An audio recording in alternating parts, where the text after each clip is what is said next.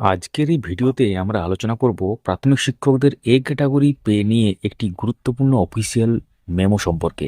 যারা বিএড ডিগ্রির ভিত্তিতে প্রথম যোগদানের তারিখ থেকে A category scale of pay পাওয়ার দাবি করছিলেন, তাদের জন্য এই মেমো অত্যন্ত গুরুত্বপূর্ণ। তো স্ক্রিনে দেখতে পাচ্ছেন, স্কুল শিক্ষা দপ্তরের প্রাথমিক শাখা থেকে একটি মেমো জারি করা হয়েছে, যেখানে বলা হয়েছে বিভিন্ন জেলার কিছু প্রাথমিক শিক্ষক যারা মহামান্য সুপ্রিম কোর্টের বেশ কিছু নির্দেশ অনুসারে পুনরায় চাকরিতে যোগদান করেছেন, তারা বিএড ডিগ্রির ভিত্তিতে প্রথম যোগদানের তারিখ থেকে এই ক্যাটাগরি পেয়ে দেওয়ার আবেদন করেছিলেন।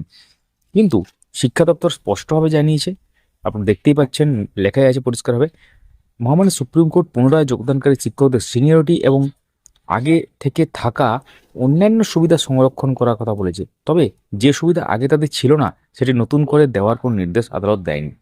মেমে তো আরও একটা ব্যাপার উল্লেখ করা আছে, মহামান্য সুপ্রিম কোর্টে 2023 এবং 2024 সালের একাধিক রায় অনুযায়ী প্রাথমিক স্তরের শিক্ষকতার জন্য বিএড কোনো স্বীকৃত যোগ্যতা নয়।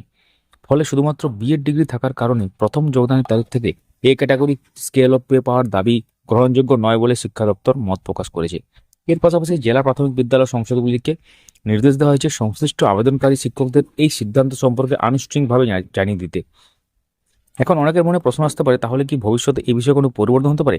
না, এই মুহূর্তে তো কোনো ব্যাপার নেই এটা নিয়ে, আর ভবিষ্যতেও আসবে না। প্রাইমারি শিক্ষকতার জন্য ভবিষ্যতে ডিএলএডেই কিন্তু, এক্ষেত্রে ট্রেনিং কোয়ালিফিকেশন যেটা, সেটা ডিএলএডই কিন্তু থাকবে আপাতত, যেটা ব্যাপার আর কি। পরবর্তী ক্ষেত্রে কোনো রকম যদি চেঞ্জেস হয় সেটা আমরা জানাবো সম্ভব হলে। অবশ্যই ভিডিওটি লাইক করুন, সবার সাথে শেয়ার করুন। ধন্যবাদ। আমাদেরকে সাবস্ক্রাইব বা ফলো করে রাখতে পারেন।